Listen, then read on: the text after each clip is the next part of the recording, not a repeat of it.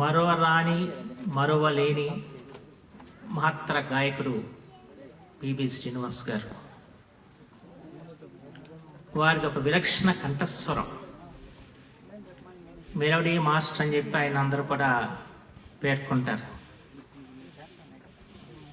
స్వరంలో అపస్వరం లేని మధుర గాత్రం పిబి శ్రీనివాస్ గారి సొంతం. ఆయన పాటల గురించి ఇప్పటి వరకు మనం విన్నాం. వారి పాటలతో కూర్చొని నృత్యాలను కూడా మనం చూసాం. వారి గాత్రాన్ని మనం వినే అవకాశం ఈ వేదిక మీద మనందరికి కూడా కలిగింది.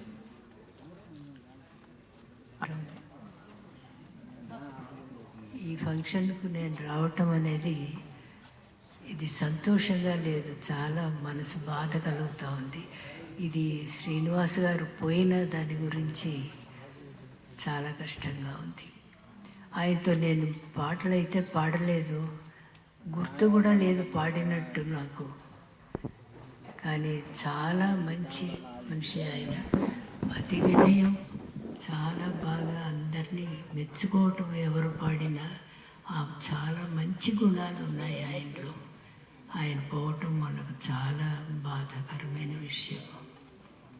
నన్ను ఈ ఫంక్షన్కి పిలిచి ఇలాగ గౌరవిస్తున్నందుకు వీరికి నా కృతజ్ఞతలు తెలుపుకుంటున్నా. సెలవు. మారనా గుణం మారనా దారి తెన్నులేనే లేక ఈ తీరాయనా తానే మారినా. ఆయన నేను సినిమా ఫీల్డ్కి వచ్చినప్పటి నుంచి తెలిసిన ఆయన 1957లో. అప్పుడు మొట్టమొదట నేను వచ్చిన కొత్తల్లోనే మేమిద్దరం డ్యూయెట్లు పాడాం. చాలా మంచి మంచి పాటలు పాడాము. అన్ని భాషల్లో, తెలుగులో పాడాము, కన్నడంలో పాడాము, తమిళ్లో పాడాము. కన్నడంలో అయితే విపరీతమైన డ్యూయెట్లు, ఎన్ని డ్యూయెట్లు పాడాం మాకు లెక్క పక్క లేదు, అన్ని పాడాం అనమాట. అందులో ఆయన గొప్ప సింగర్ అందరూ చెప్పే మాటే అది, నేను స్పెషల్గా చెప్పడం కాదు. భావయుక్తంగా ఏది పాడినా బ్రహ్మాండమైన భావయుక్తంగా పాడతారు. తర్వాత సంగతులు అనర్గళంగా సంగతులు తిరుగుతాయి ఆయన గొంతులో. ఎటువంటి పాట అయినా చాలా సునాయాసంగా పాడేస్తారు. అది పాడడమే కాకుండా ఎన్నో పాటలు ఆయన కంపోజ్ చేశారు, మ్యూజిక్ చాలా బాగా బ్రహ్మాండంగా. గజల్స్ రాసి ఆయన ట్యూన్లు చేసి ఎన్నో గజల్స్ పాటలు ఆయన పాడుతుంటే నిజంగా చాలా ఆనందంగా ఉండేది. నాకు వినిపించేవారు అనమాట. కొన్ని కొత్త ట్యూన్ వచ్చిందంటే వెంటనే ఫోన్ చేసి నాకు ఆ ట్యూన్ ఫోన్లో వినిపించేవారు, లేకపోతే మా ఇంటికి వచ్చేవారు. ఆఖరిలో పాపం ఆయన కారు డ్రైవ్ చేయలేక కారు దొరికినా దొరకపోయినా ఆటోలో తిరిగేవాడు ఆయన. మా ఇంటికి కూడా ఎన్నోసార్లు ఆటోలోనే వచ్చారు.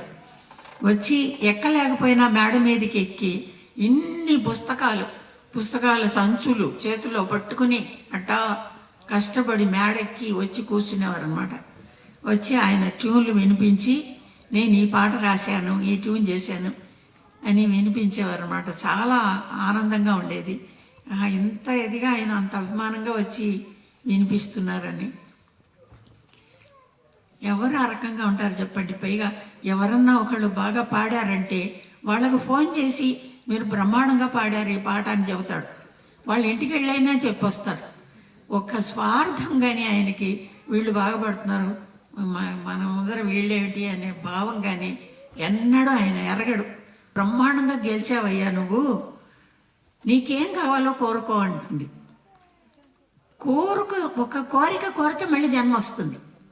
అందుకని నాకేం వద్దమ్మా అంటాడు ఆయన. ఏమి వద్దంటే నేను వినను, నువ్వు ఇంత గొప్పగా మాట్లాడి నువ్వు గెలిచినప్పుడు నువ్వు ఏదో ఒకటి నువ్వు కోరుకుని తీరాల్సిందే, లేకపోతే నేను ఒప్పుకోనంటుంది సరస్వతీదేవి అమ్మవారు.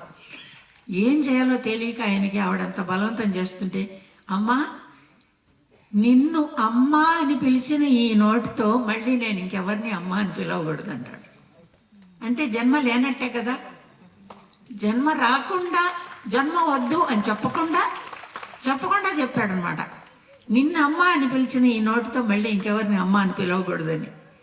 అంత మహానుభావుడు ఆయన. అట్ట ఈయన ఇప్పుడు మహానుభావుడు అయిపోయినాడు మళ్ళీ జన్మ లేకుండా.